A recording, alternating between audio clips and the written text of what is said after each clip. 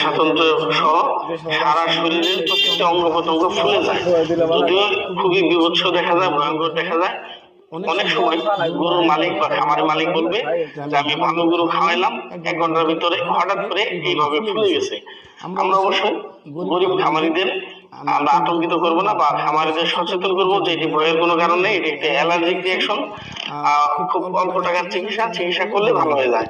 এমনকি 2 থেকে 3 ঘন্টার ভিতরে এই রোগটি ভালো হয়ে যায়। যদিও পরবর্তীতে অ্যান্টিহিস্টামিনিক প্রোমিথাজিন বা প্রোজিনবেট ট্যাবলেট খাওয়াবেন। তো বন্ধুরা দেখুন, আমি দেখাচ্ছি লেজের নিচের অংশ পানি চলে আসছে, ফ্লুইড চলে আসছে।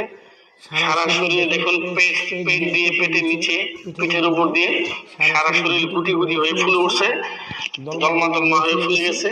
সিনাতে পানি আসবে, গলকম্বলে পানি আসবে। আমি সম্পূর্ণ দেখাবো এবং সম্পূর্ণ চিকিৎসা আমি আমার পুরো ভিডিও শেষের দিকে দেখাবো। কি কি ইনজেকশন